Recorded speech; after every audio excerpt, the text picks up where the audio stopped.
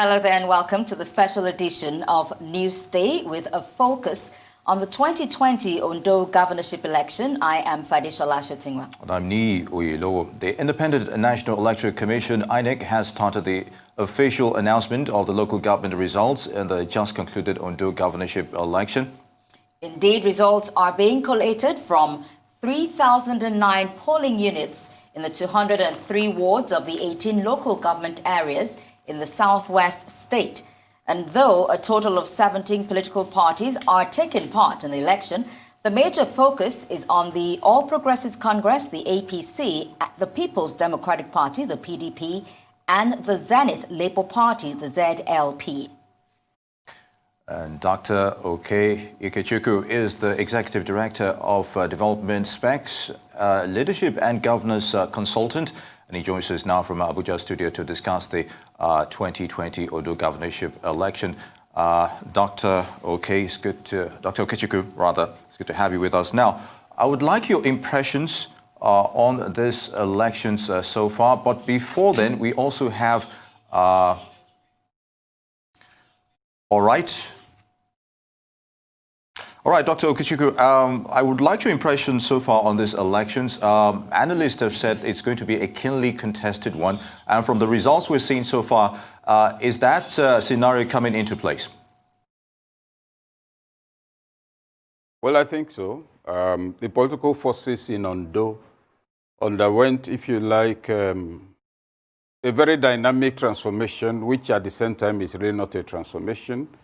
A conflict or combat between resident political forces, misunderstandings within the same political camps, and therefore that firmed up the perception that it's not only going to be keenly contested, but that there might be surprises. But all of these are actually purely speculative, because at the end of the day is the result that will determine. When you consider what appeared to be the deteriorating relationship between the incumbent and the APC leader, and you consider the position of the former deputy governor, and you consider the challenge from the PDP, yeah, it's likely to be keenly contested. But you know that results from some key areas are determining variables. We'll just wait and see. But the major perception and issue for me is that the Ondo elections builds on some aspects of the last election held in Edo State. You could see that the events leading up to even the emergence of the candidates involved the intervention of the people in terms of their choice of candidate. You know how the PDP candidate emerged. So I see, instead of just the question of evaluating the election, I will think of evaluating the overall national political process and its evolution. I also want us to note the continuing stabilizing performance of INEC. I think where everybody is getting familiar with the ropes, not learning the ropes right now. And if the Ondo election goes in a certain direction, it will not only reinforce the outcome of the Ondo election and the reactions of the people, it will also indicate that our democracy is evolving. It will indicate that progressively, godfatherism may cease to be the most important variable in politics.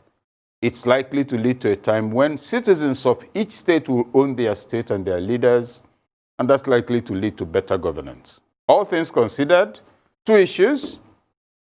We are gaining more in the fundamentals of democracy rather than the incidentals of democracy. What do I mean by that? Democracy is not about tarring roads, telling us you built a hospital. It's first of all about a certain set of values for leadership and for social engagement. It involves consultation. It involves free choice. It involves enforced and informed decision-making. We are making gains in that regard. Now, the incidentals, in a democratic government that's well run, you could have roads, you could have regular electricity and all of that, but you could also get that in a dictatorship. So I think we are gaining, marginally, but certainly gaining in the area of incidentals of democracy. All right, Dr. Ikechukwu, you've asked us to look at the overall political process. And when we do that, we have to look at the electoral umpire, which is INEC. How would you say INEC has performed so far in this election? Well, I think INEC is not doing too badly. We saw some people, I don't know what eventually happened with the boats that capsized, but there are a few things to put on the table so that we understand INEC's performance in context. number one, the bulk of the people you call INEC officials are not INEC officials. They're engaged for elections. These days, following the tradition established by JEGA, they come mostly from institutions of higher learning, which has actually improved the quality. And Mahmoud has built tremendously on that. He's the current INEC chairman. He's always a particularly structured individual in his own right. And I think he's built much on that. But the thing to note is that looking forward, what was INEC before? INEC was an electoral body that during elections will go, take secondary school teachers out of school for however long it's lasting, and they will be those functioning, and schools will be in session, or are supposed to be in session. And I speak from experience because, yes, I was once a presiding officer during an election, and so English language and by religious studies, which I was teaching, was shut down for 3 weeks that time. That was during the Babangida option A4. And that was also when one saw that it's not a question of A4 that determines, it's not whether you're counted on the roll, but whether the party official inside the booth, between you and the party officials, if there's a conspiracy, that's the result that will go to INEC. So INEC has improved progressively at 4 distinct levels. 1, at the level of preparation of ad hoc staff. 2, at the level of its communication. 3, at the level of understanding that it doesn't have to make apologies for what is not its fault. Before, INEC spent a lot of time responding to complaints about security lapses. The Independent National Electoral Commission is not part of the armed forces, is not part of the security agencies. These organizations are service providers whose duty it is to ensure stability within which INEC will perform its work. INEC does not have a supervisory role over them. And INEC, I think, is focusing more and more on its own proper brief, and we're getting something in that regard. And fourthly and finally, yes, there are objections. Yes, there are cases where INEC officials are seen to have colluded with candidates and parties to distort election results. But national consciousness is now making a distinction between INEC officials or INEC ad hoc staff who collude with candidates and parties, and INEC itself. And you see in the cases that were prosecuted, I think within the last 3, 4, 5 years, individuals were picked up without the prosecuting organizations being able to join INEC in most of the suits because the individuals were acting without instruction. The chairman didn't tell you to go and rig an election. The organization didn't tell you to collect money on its behalf, and so you were your own. These are the gains, and that's where we should be looking at. So on the whole, INEC has given a good account of itself. If we discuss that or think about that with a proper sense of history of how we've had elections since 1999. Indeed, Dr. Ikechukwu, interesting scenario there. Now, despite some challenges, the Ondo polls was adjudged largely peaceful. Now, what is the main reason you think for this implication, rather for this scenario and the implication for future elections, if consistency is maintained? Well, I think, first of all, the peacefulness of the Ido election is because the contest was more between the people's perception of who they want than between the perception of what the party wants. In terms of party decision, I don't think the current candidate of the PDP would have emerged. But the stakeholders, the godfathers, godmothers, you know, those who were standing in the corridor, they couldn't push their choice. So that then indicates emerging and progressively evolving political consciousness, which is on the positive side.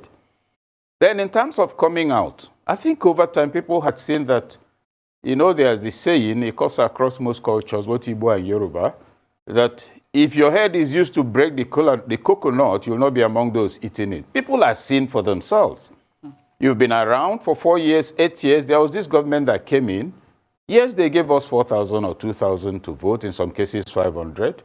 They really don't give a damn about us. I know X who died. He was a thug. He couldn't pay his hospital bill. He was detained for 3 months. So these are the thoughts. That's why I say when people, for instance, call for social change, particularly activists and idealists desiring to get into politics, and they want a transformation first thing in the morning, they run on a fundamental lack of what you might call congenital ignorance of cultural anthropology. Society does not change because you have good ideas. They change because those ideas are processed into part of public consciousness, it becomes what people would rather do than not do. So the choices in Edo were made by the people consciously, deliberately. They didn't see any need to endanger their lives. There's now actually a contest. I want X to be my next governor, not Y. That, I think, is a major variable that determined all the things we are talking about in Edo. In Ondo, I keep mixing up the two. So that Ondo State, I think the parties and INEC, yes, should take the trouble to make what happened there a model that must be improved upon, not should be improved upon. So it's a good sign, and it will be good if states subsequently compete to see whose results will be more credible, whose citizens will be better evaluated. INEC might even think of an award for best behaved polling unit. That would be a shock to everybody, but it will be something to talk about. Incentivize good behavior. You say, okay, we have 1 million naira for the best ward. And lo and behold, it becomes a totally unexpected variable in the political calculations of the place. Best behaved, and it will be shared among the parties equally, which means then each party will try to behave well. You're inducing new standards of conduct, etc. That's how societies are built. It's not, sometimes activism has its value, but when it's based on extreme idealism, I want to be president because I understand Nigeria's problem, you forget that there are no polling booths on Instagram or internet, that you need a polling agent in Jigawa State, in Sokoto, in Ondo, in Uyo, and the rest of it. So when you make speeches on national television, and you say have 1 million followers on Facebook, I don't know where you are going that they are following you to. Politics is about power. It's about power. It's not just about state power, being able to all the major interests, you're not talking to them, but you think that because you understand the problem, you're giving a good analysis of it, Nigerians should vote you. Take inventory. 99.99% have never had your name because you're using platforms that are not accessible to them. But back to the Ondo matter, yes, there's a lot to celebrate. It is something other states should try to emulate and build on. All right, Dr. Ikechukwu, we've heard so much about vote buying. It actually did dominate this election, as did in other elections we have seen in the country. But I do think that even though politicians give handouts to the electorate, many of them still vote their conscience. So is it really necessary to induce voters with money or with handouts? Well, what to do to induce voters to vote for you is to engage in political education at least 3 years before the elections. This is a template I had once hoped they were going to use at some time when I was working with a minister in his state. What do? Please, and in fact, the first retreat the PDP had at the Hilton here, immediately after Secondos became chairman, I spoke to them on that retreat, and these are some of the things I placed on the table. If you want to be a credible opposition, create membership. But imagine that in the last 5 years, every PDP state, every APC state, Labour Party state, and all the others were each having rallies every week. And when I say every week, week 1, your rally is in X local government, or if there are too many, you match 2 or 3 local governments and hold the rally. You're building party solidarity. Each person who comes, transport is covered. Yes, there's a bus that's coming to carry you, but you see, cooking food will become a complication. So we're giving each of you 1,000 naira for coming. You're not bribing anybody. They are human beings. You can't keep them there for 8 hours and not give them lunch and water.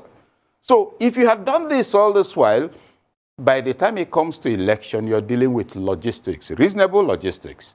But not that you turn out at the polling booth with a nylon bag, giving people 2, 3, or 5 or 10,000 to vote. Your transaction ends in that place and you walk away. So it is there. That's how to mobilize. Then that last-minute desperate induction will not be necessary. But over and above all of that, there's another point to consider. Once you've collected the money, 4 years, you won't see me. And they don't complain. But now what is happening is that even in the most ideal environment, bad behavior is still attractive to some people who choose to function on the fringe of rationality and the fringe of morality. So there will always be people who would want to rig, despite everything. There are people who still in the church, even though they just finished listening to the priest telling them what they shouldn't do if they don't want to go to hell. They will say amen and still go and do it, like stealing the money contributed that day. So there will always be people. But what society? The sign of evolution and progress is that the number of people who find misconduct attractive keeps reducing, and the institutions of state, for making misconduct unattractive, they don't need to increase, but they need to become more efficient. And you would want to link that, for instance, to the protests going on now about SARS. I think Special Anti-Robbery Squad, and SARS, everybody's on the street. The question is, should SARS have been created in the first place? We create too many subsidiaries and make the chief executive unable to manage an unwieldy outfit. The Nigerian Special Mobile Force, for instance, that's its job. So these are the things. Stop balkanizing the state, then efficiency will be consistent. That's my take on that. Very good, Dr. Ikechukwu. Now, what would you say of the quality and the pedigree of the three main political contenders at the poll, talking about Akeredolu, Jegede, and Ajayi? Okay, I think it's a good contest. My impression listening to them is that these are men who are not afraid of hearing their own voice or speaking up. I read through the details of Akeredolu's alleged or reported quarrel with Tinubu, and I thought that was a very good sign. Days are gone when you come around operating as a headmaster and know that there's any fundamentally or excitingly unusual value addition you're bringing, but that this is what I want. So in terms of quality, I think Ondo State is in good standing. And in the debates, yes, I also had time to listen to substantial part of the debate. First, the debates were well organized. Second, the responses, some of them very amusing. But at the end of the day, you see, the critical issue is that the candidates felt obliged and obligated to try to justify before the people why they should be voted for. The first campaign, actually the first governorship campaign ever in Nigeria was in Anambra State. We organized it, myself, Ruben. Remember, Ruben was one of the resource persons who were invited from Lagos then. And what's his name? The former Minister of Information, Labaran. It was aired here in Nigeria on network and also aired in the UK, BBC, and the rest of it. Candidates must feel that they're under obligation to come and speak to the people and tell them what they have to do for them. This occurs, of course, in student union elections. But initially, when it started, many states consider it perfunctory, but progressively it's going to become a determining factor for a lot of people in terms of this is the kind of man we would want.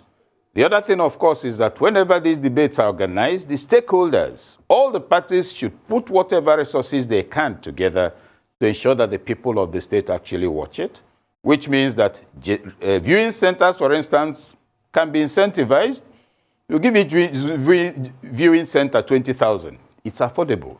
Make sure there's fuel, open the place free for them from this time to this time, let them watch this debate. It will influence their decision. That's how leadership operates. Otherwise, we continue to run the delusional leadership we have now, where once since I said and done in Abuja, we believe we are dealing with Nigerians. No, that's not how it works. So I think that that's, given the issue you raised, yes, there's much to look forward to. There's much to expect to be different, but a new template has to be designed, not just designed, but implemented. Because what you find sometimes in government engagements is that there will be a retreat, sometimes 1 week, 2 weeks, and they write a communique, government ought to. After the communique is advertised, published in the newspapers, and they go home, everybody tells you that was a very wonderful engagement. First, there are no expected outcomes or implementation strategies to lead it to results. There are no timelines, so it becomes a talking session. So let the parties invest in the people's involvement. So you have a debate, everybody is watching it. Make sure it happens. Then because you see, for our democracy to evolve, all the parties must understand where cooperation is mandatory for them. Dissemination of the rules of engagement is mandatory. They join forces in that. Teaching them what their party represents, they do that. But the voting, it now becomes, let's see who can beat the other. Our parties have a long way to go, but the good news is that even those of them that have refused to learn, events are knocking sense into them. Like the PDP that has, in my view, remained a consistently incompetent opposition, the emerging variables across all fronts will make it improve. So it's not to write anybody off, but to say, yes, you had a fall. Children who are learning to walk stumble several times, but don't sit where you've fallen. Otherwise, you'll never learn how to walk. We have so many political parties in this country. You've just said that the PDP has been consistently incompetent, an opposition. I'm wondering, is there any other opposition here? Yes, there is a very competent opposition, but it's not to be found among the political parties. Then where is it Civil found? society, major national... No, that's what I'm saying. Okay. Civil society, major national opinion leaders, yes, people who engage on public issues, respond to those issues and propose solutions, they constitute the opposition because they're presenting an alternative perspective on specific issues. That's opposition. It could drive consciousness, but it will not evolve into a party unless they make it so. Now, I'm saying that if the political parties then begin to engage, and you might remember in the last engagement on Arise, I referred to the question of political ideologues. There are no quotable quotes among our leaders. There's no rousing politician you want to listen to. Everybody is so busy sharing the money. So the concept of leadership has degenerated into just a means of livelihood. Now, the point I'm making is that competent opposition includes also presenting alternative policies. But people assume that once you condemn the incumbent government, that is the opposition. It isn't. It's the laziest way to earn a living or to earn a name as an opposition party, because what is the opposition? You don't like this policy. This is against Nigerians. Let's also see in that criticism proposals of alternative lines of action. You know, so it's not because your eyes are red, then we assume that once you push down the person you're angry with, you give us better leadership. That is within that context that I say that PDP has been a supremely incompetent opposition. All right, Dr. Ikechukwu. Now, we hear of other political parties barely days to major elections. So the question is, how do we now present credible alternatives to the electorate at this stage? Is by continuous struggle. You see, this is not a nursery school where somebody will carry you and clean you up. If you're not ready for power politics, go and find something else to do. Go, whatever, find something to do. If you like, go to your village and become a palm wine tapper. You may have skills in that regard. But if you want to contest for state power, you must make a distinction between state power and, notoriety or popularity. You go to this place, you say a lot of things, you appear on the front pages of newspapers, and it makes you believe that Nigerians are just waiting for you to become president. That's not how it works. Now, a party comes into being and consistently keeps driving its ideology, keeps doing recruitment. Three things are against that party from the beginning. Politics is largely money-driven. There are godfathers who may not bring up the right people. And the electorates, too, have been trained to make the wrong demands, give us money. If you don't stick it out, if you don't say, here I am, nobody will say, there you are. So you stick it out for long enough for you to get, genuine converts. But because the focus of the elite is on power, need to get into office, make some money and spending so much, that long-term view is not there. Look at APGA. APGA has Anambra State today. They used to have more than Anambra State. APGA did not win that election or become partially dominant in the Southeast because the people were giving money. Peter Obi was a major actor in the party, and you know him that he will not put a dime into a drain pipe. He must see the value. So APGA emerged, became dominant in those places after it had been trampled upon over and over again. And let's also not lose sight of the fact that, particularly in the Southeast, Anambra, if you want to be direct, when you speak of APGA, you're talking about alliance of interests, which at some point might emerge as PDP, at another point as APGA. But the point being made is that a political party must have a long-term vision, must have a clear idea of what it wants to do. This is why we are seeking power. And when you listen to many of the proposals, you know that they don't understand.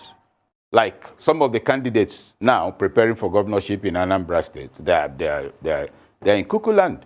You listen to the others, you know that these are discussions without consultation with stakeholders, or that they have terrible advisors or terribly naive promoters. Political parties, credible candidates cannot emerge all of a sudden in a nation that has had decades of military rule where consultation. Well, look, people who were born in 1983 were 16 years old when the military left in 1999. They had never heard about consultation. They don't understand power. And those who were 10 at that time were leaders in various capacities.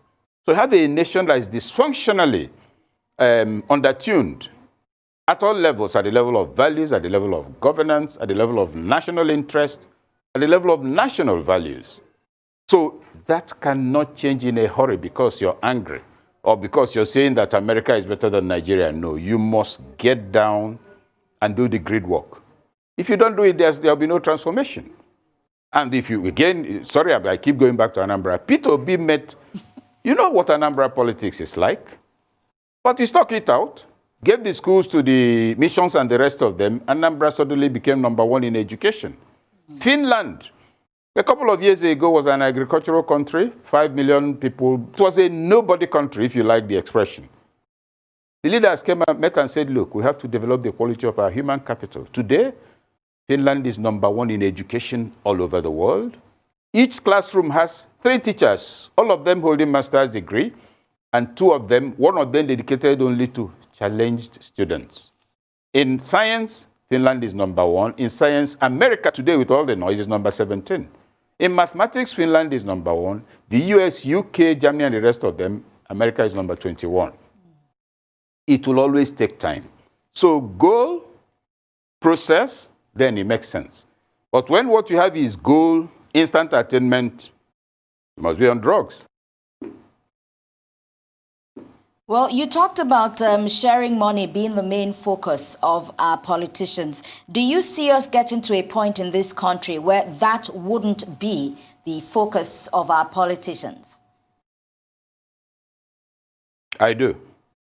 It will How take soon? time, but I do. Okay. Because, oh no, if you give a timeline to it, that's what another thing that gets people into trouble. Remember the high commander of the military, I think 6 years ago or so, told us that they actually said Boko Haram will be defeated in November sometime, either 2017 or 2018. Yes. No competent soldier says that. You don't join politicians to make empty claims over variables over which you have no control. Then we're later told, oh, they've been technically defeated. That's an interesting form of 419, technically defeated. But that's not our concern here. The concern is this change can take place. Anybody who really loves this country should be looking at 20 years. And that means that in that intervening period, you play genuine godfather, which is to create a team of very powerful party elders who will keep sifting those, stepping forward and showing interest in public office. That young lady, I think she might be good as party secretary. Let's watch her. Let's see what she will be like in 2 years' time. In 5 years, the zoning will go to the area. She should be this. And you also give her advice on things to avoid. That's how strong parties are created. That was how Sir Ahmadu Bello operated. That was how Awolowo operated. That was how Zik, all of them had acolytes they trained. In a conversation some time ago with Lamido, the former governor of Jigawa, I pointed out a few things. I said, look, sir, you were a pupil of Aminu Kano. It shows in everything you do. But, sir, don't make the mistake of assuming that you're a commoner. You're not. The common man does not resist pressure. So it will always take some kind of enlightened person to endure certain things, even in the interest of the common man. What do I mean by that? Consistency. And I pointed out to him, when you cultivate, what do you call them? Praise singers instead of disciples. The power you have can go also in an instant. I said, sir, you were a disciple of Aminu Kano. You respected and you believe what is, and when very juicy things are available, you stuck out to it because you were an ideological convert. It doesn't take 24 hours to do that. So it's a time to begin to think of genuine leadership. Not what is going on now. Okay, this is the person they have endorsed. with all due respect, some of them scoundrels. And because we voted, and you don't realize the damage of that to the moral fabric of the nation. His cousins or her cousins know the fellow is not worth anything. The village knows, the town knows, the local government knows, but he's still brought out. He emerges the winner because the election is adjusted. You address him or her as Your Excellency, and you think you're building a nation. You don't realize you're destroying the youths and giving them a wrong template for tomorrow in a 21st century world. So we can and we will be able to. It will take time. People must get to a point, what I describe is by right of consciousness. People must get to a point where they say enough. When people have not risen to that level of consciousness and you're running all over town talking about the best, they'll come listen to your speech, go and collect money from whoever they want, and the wrong candidate emerges. That's why also those who are activists and idealists wanting to be president should sit down and take inventory of the moral character of the Nigerian state. Nobody who emerges as governor through rigging carries out rigging by himself. It's always the same people you say they are poor that they are deceiving. Yes. Yes. So knowledge is a critical success factor in taking Nigeria forward. All this, with all due respect, all these characters jumping all over the place, their time will pass, and it's passing very quickly. Every person knows to his fingertips what is good and what is bad. We are seeing a lot of what is bad. And that's why, you say I keep picking on PDP. There is nothing to take out of the criticism of the APC government by most of those who are opposed to it. Absolutely nothing, because nobody were not acting differently.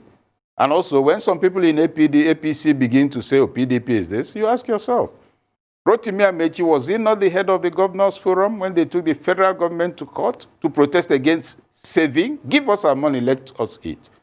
We've eaten it. Now we don't have it. So let nobody try to make himself or herself look like an angel or more serious than others. It's a form of illiteracy that's keeping us where we are. That's why elected members will spend X number of billions to buy new cars. It's a wasteful leadership template we are running from the local government to the federal. But a time must come when it will dawn on everybody.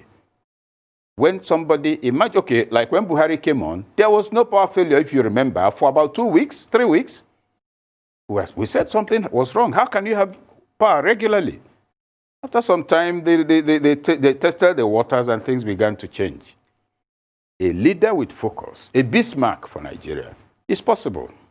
You then see that there is nothing to protect you when you do the wrong things. This man or this woman is following certain standards, etc. But is it doable? My answer is yes. Am I optimistic? Yes. Why am I optimistic? Because, you see, a clown, no matter how many praise names and titles you give him, must be himself. Those who are not leaders will pass away. Genuine leaders will emerge. Indeed, and just to remind our viewers, we have 2 more local governments to go while the results are being collected.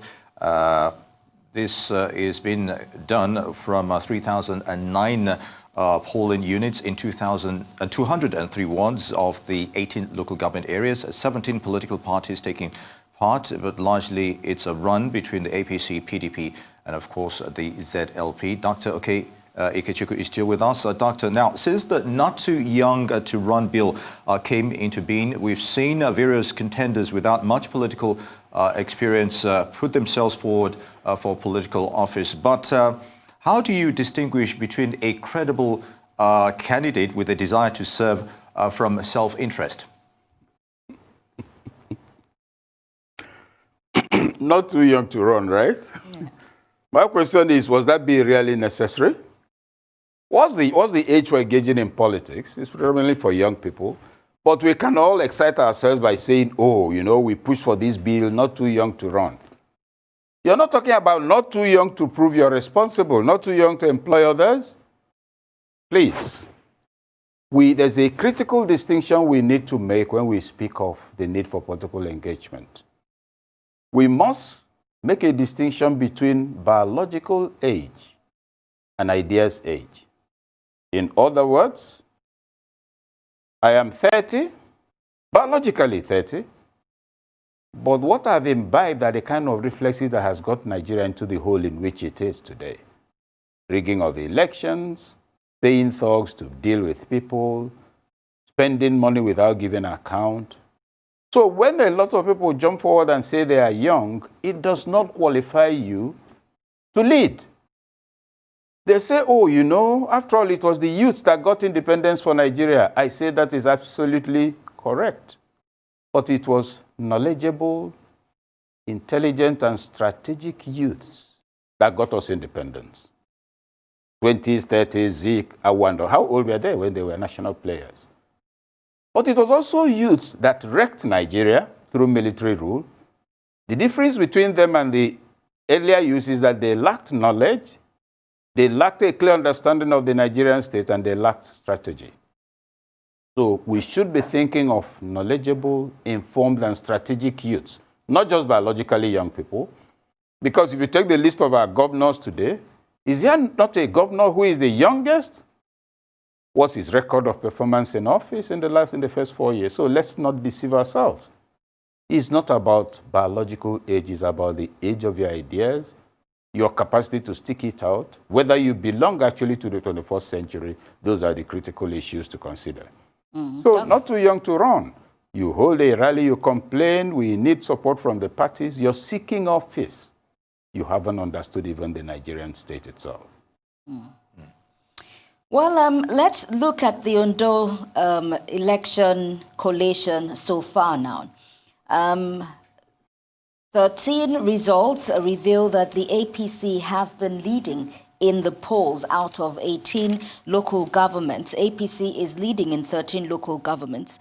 Are we again seeing the strength of incumbency or credit to Akeredolu's stewardship? Well, I'm more likely to suspect that it's credit to Akeredolu rather than just a question of incumbency. Okay. If indeed he ends up winning, it will give the lie to incumbency and also give the lie to party supremacy in these matters.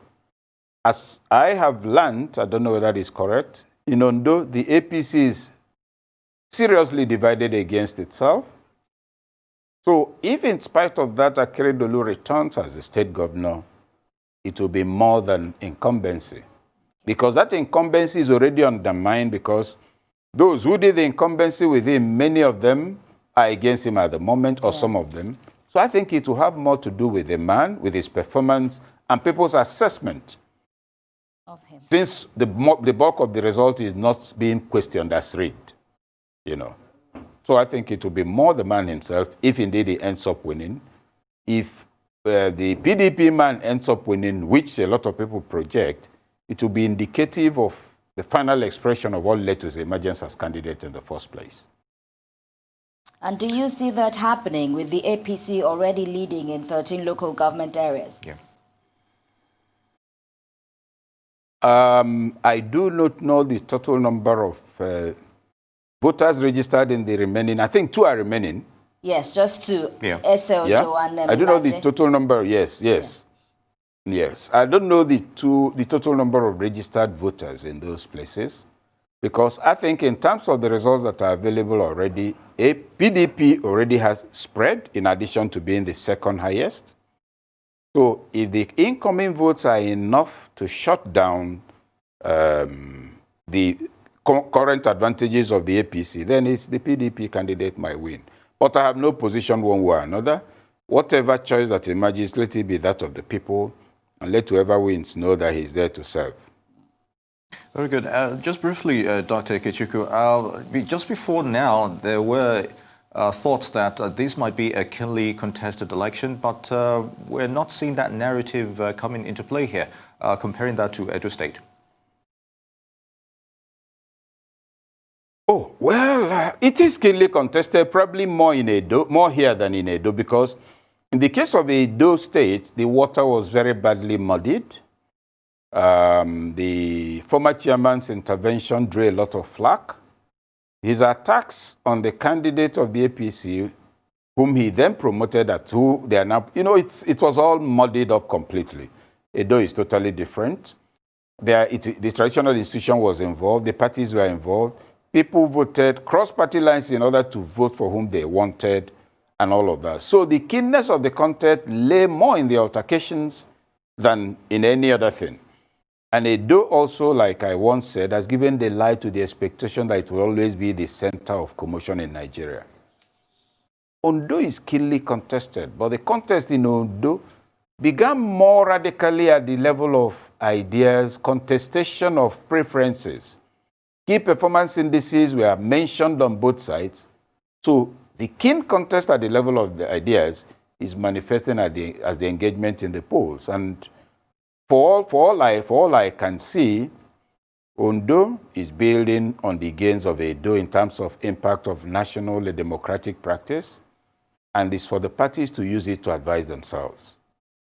The APC, in fact, the major blunder of the APC really in Edo was the address by the party leader, Ikechukwu, if you we'll like. come back to you after this quick break.